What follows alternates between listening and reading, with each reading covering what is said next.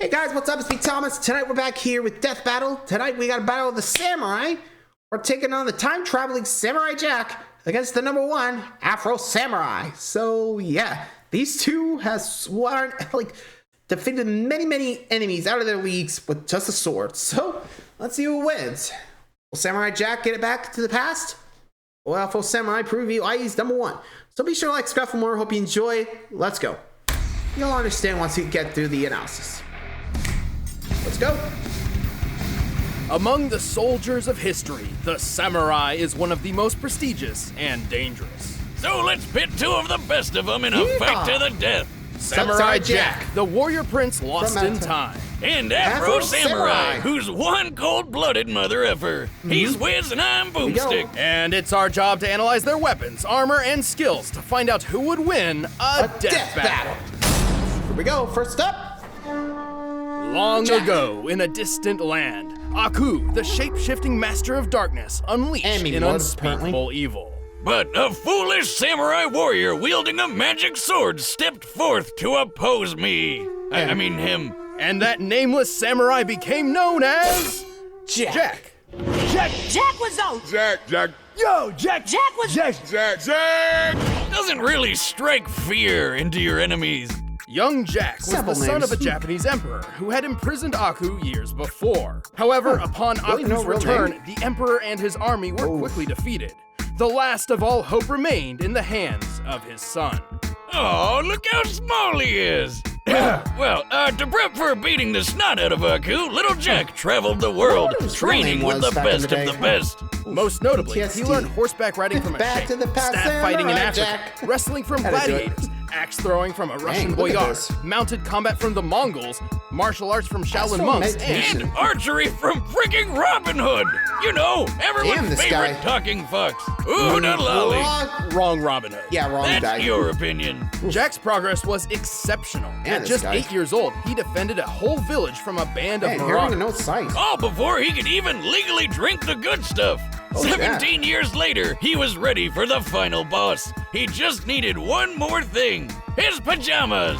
No, his katana. There you go. Katana, pajama, tomato, Alfredo. It's all the same. But before Jack could put his training to good use, Aku pulled a bitch move and zapped him hundreds of years into the future. What a waste. Just like when you spend 4 sleepless years struggling through college and then find out too late that nobody cares about your English major. I thought you graduated from the School of Evil Science or something. Well, you still have to pick a major. Should have chose a more practical one, Wiz, like mine. Anyway, even though he was trapped in the future, Jack stuck to his mission to get back to the past and take down Aku. And he had the right weapon for the job. See, Aku cannot be harmed by conventional means. Thus, a special blade was forged by gods from Norse, Egyptian, and Hindu pantheons. And Vishnu. This mystic sword is nearly unbreakable and absolutely incorruptible. And boy, is Jack's katana an extremely effective weapon. It can absorb and redirect energy, including fire, vaporize beings of evil, and slice through really any substance, even adamantium. The Wolverine super metal? Why is that there? Probably just coincidental naming, but it is shown to be stronger than steel. Of course it is. So the sword's pretty awesome, but so is Jack. He's strong enough to push over this giant pillar, tough enough to survive a fall from orbit, and fast enough to defeat 6 bounty hunters in the time it took for 1 drop of water to hit the ground. By timing the drop, all this had to have taken place in about 1/3 of a second. He's like a ninja samurai. Pretty much in a way, but I mean, considering who he trained with, I'm not surprised he's pretty much this overpowered. Like, man.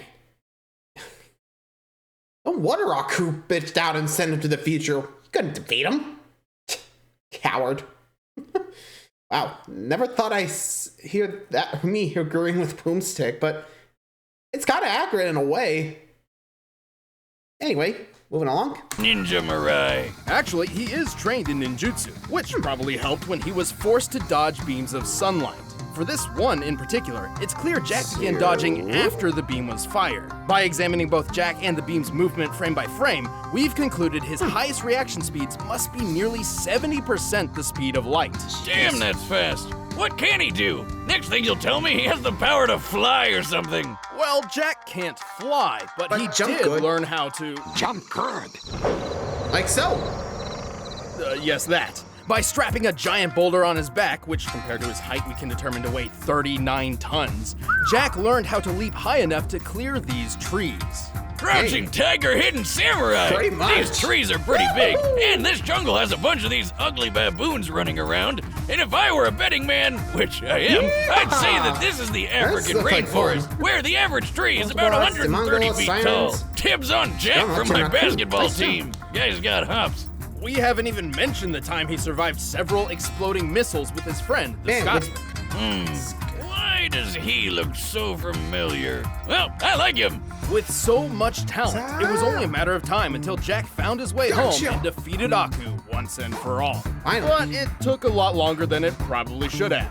50 And years. again, thanks a lot, Aku. Yeah, good thing time travel makes you stop aging for some reason. But Jack's a Again. good-hearted soul, like a Makes Boy sense. Scout who hasn't discovered Twitter yet. He can be pretty gullible when it comes to more devious opponents.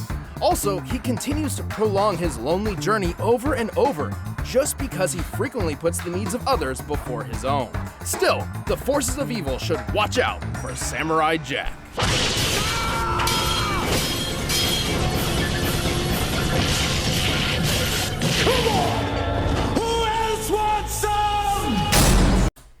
Damn.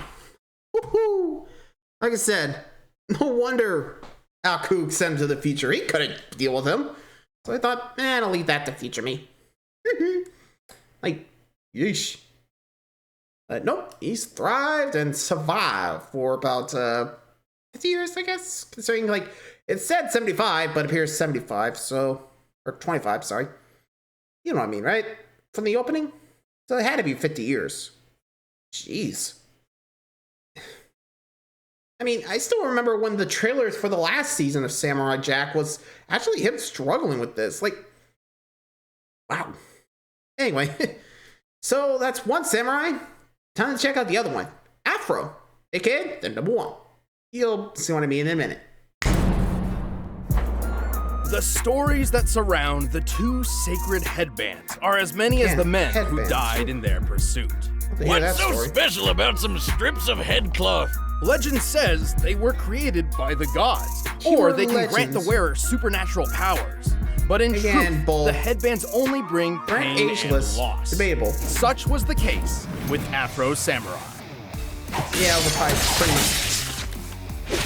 Wait, did his parents really call him Afro? Talk about setting big expectations. Well, no, it's a nickname, but even if they did, have you seen his dad? I think they knew what to expect. Damn, just look at it. Swordmaster, Oh, hey, look, ambidextrous. he's got the number one headband. Here's how this works. The person who wears the number one headband is said to rule the world, and the only person who can challenge the number one is whoever possesses the number two. In contrast, anybody can challenge the owner of the number two for the right to wear that headband, and thus gain the right to challenge the number one. So, like, you just work your way up so that only one guy in the world can challenge you? So where do I get one of these headbands? Then no one will mess with me. Actually, the opposite would probably happen, which young Afro witnessed firsthand when some freak named Justice showed up with the number two and killed his father right in front of him. Why does this always happen? You know, I always thought parenting was the hardest thing about being a dad, but at this point, I think it's just actually staying alive if your kid's ever gonna do anything great. Ouch. Or just sticking around for them. Despite Yeesh. Okay, like I said, never really seen the show, but yikes. I mean, what the hell? I can't remember, but I'll probably have to look this up later, but is this thing post-apocalyptica or something like that? But I kind of agree with the note. It does sound like an overhyped piece of cloth, considering, like, you know, no protection, or, you know, they don't last that long, I guess. So anyway, moving along. knowing that he was Jeez, sorry. Just a lot just happened there. I don't know why. effectively creating a future challenger, Yep. Justice left Afro alone to mourn his loss. So, of course, Afro swore revenge and started learning swordsmanship under a swordmaster named Swordmaster. Who Yeah, the hell is strange naming name. these people? Through Yeah, Swordmaster's training of sword mastery, I Afro learned the traditional samurai fighting styles of Kenjutsu and Kendo. Kenjutsu is all about how to kill an opponent as fast as possible, while Kendo is more about discipline and being zen and stuff. Naturally, Afro preferred the more kick-ass one. Right, Swordmaster's goal was to refine Afro's body and mind, instilling upon him a sense of honor, or Bushido. But that didn't quite mesh with Afro's thirst for vengeance. So when he found out that Swordmaster had the number 2 headband all along, he knew what he had to do. Yep. Kill his master and take the band. And now he could take down the guy who killed his dad. Alongside his new friend, / burden, Ninja. Oh, come the Ninja, fuck really? on! Where'd this guy come from? Now don't we look like shit? How you been, man?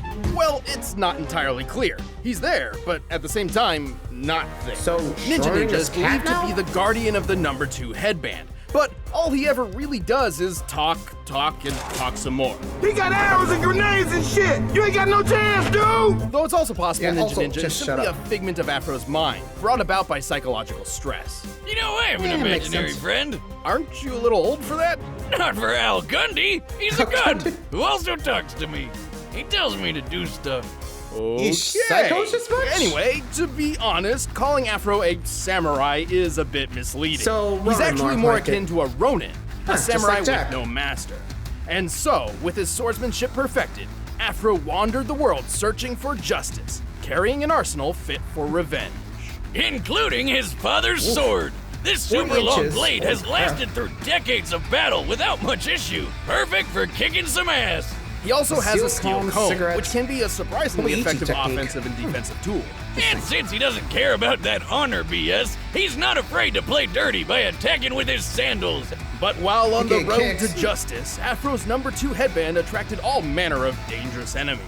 Luckily, he's more than capable of dealing with each and Dang, every with a one of them. backhand, too. He's strong enough to cut other swords in half, throw his sheath through another guy's throat, Oh. and even tear off metal arms. Pretty impressive, as many modern metals have tensile strength as high as 80,000 pounds per square inch. Afro is fast enough to cut bullets out of thin air, and even a laser beam. I should note that it's not a plasma-based beam. It bounces off reflective surfaces, doesn't explode upon contact, Well, and cuts it's things. literally labeled a laser. This means Afro blocked a beam that moved as fast as light, more than 670 million miles per I don't know hour. about that. Get but- this, that laser beam came from a robot version of Afro. Talk about metal! This Afro droid could easily smash up a car, and our boy Afro just tore it apart! He's survived getting hit by rockets, including this RPG that Wait, what? fragmented a giant cliff face. RPG in a backpack. I think I smell math coming. This tree nearby is most likely a Japanese mountain ash, which can sometimes grow as high as 30 feet. With that in mind, we compared its height to the fragmentation created by the explosion, and compared the resulting surface area to the shear force for granite. With this, at that. we deduced the RPG's highest possible explosive yield must be around 72 tons of TNT.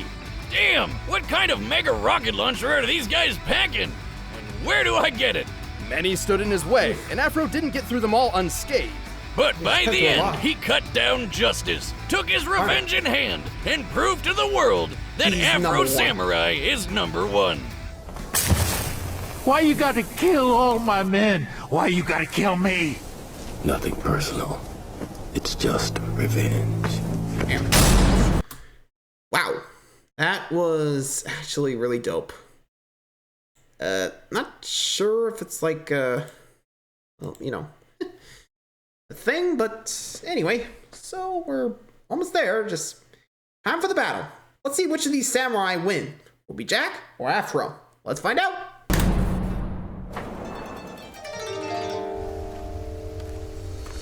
Here we go.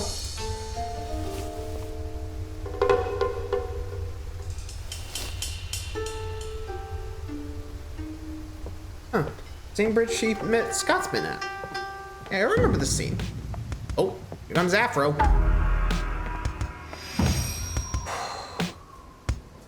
Your sword smells of blood. So does yours. Fight! And there we go!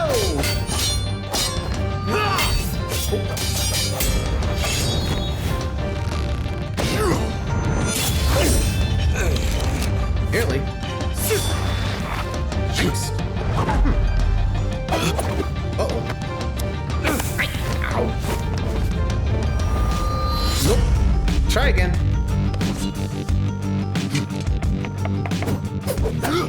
Damn. I'm gonna try better than that, Afro. Oh, now you can see. Oh, oh boy. I wonder what he jumped off of. Huh. You jumped good. Oh, thanks. Thank you? Sheesh.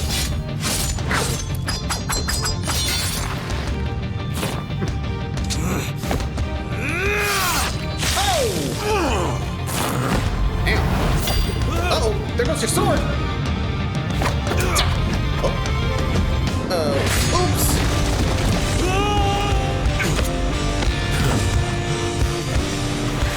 Ow. Uh-oh. Heads up! Oh, here we go. Final slash, here we go.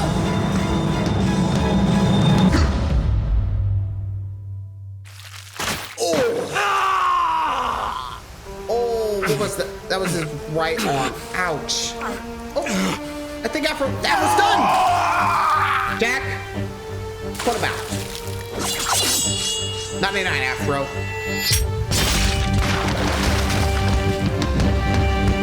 Wow. Watch out. Gotta get back to the past samurai Jack. Thanks for pulling that one. KO! So, like, is he gonna get his arm back, or? Yeah, Afro good was enough. an exceptional warrior, and his Probably. skills would absolutely dominate most sword fights. However, most. Jack has had a lot of experience with opponents who fight dirty, and Afro True. could not stand up to his physical superiority. Yeah, Afro never showed strength like how Jack Oh, yeah, lifted the that boulders. 39-ton boulder. Jack could react as fast as Yeah, 70% the speed dodgers. of light. Nice. Afro did block that light speed laser beam, but based on the distance between him and the Yeah. Afro droid, he only needed to react around 21% the speed of light to do Oh, yeah, this. that's Still putting him at definitely difference impressive about relativistic speeds, 70%. but See? not even half as quick as Jack. Nope. Also, while Afro survived that mega-sized But still RPG hurt. explosion, don't forget how Jack survived a fall from orbit. While it does And seem the got up, spacesuit no was problem. responsible for Jack's surviving re-entry, it certainly can't be held solely accountable for the final impact. Starting his descent from the Kármán line, or the boundary between Earth's atmosphere and space, Jack covered a distance of 62 miles in just under 7 seconds. Ouch. Moving well over terminal I mean, velocity, considering Thanks to that lit being on propelled by fire, what? exploding space speed. which means his top velocity was approximately 37,000 miles per hour. Jeez. Adding the spacesuit's weight to his own, this means his impact force must have equaled about 19 megatons of force. Wow. Way more than anything Afro survived. Yep. And then he just got up and walked away. Badass. In the end, Jack was just too fast, too strong, too tough, and too well trained Yeah, for this Afro pretty much to was a stomp against the Afro. handle. Yep. The winner is Samurai Jack. Had to be done. So, anyway, hope you guys enjoyed that one. Let me know what you guys think, huh? Honestly, yeah, this did kind of feel like a stomp against Afro. Like, he had nothing. Anyway, hope you guys enjoyed that one. Till next time, like, subscribe for more. See ya.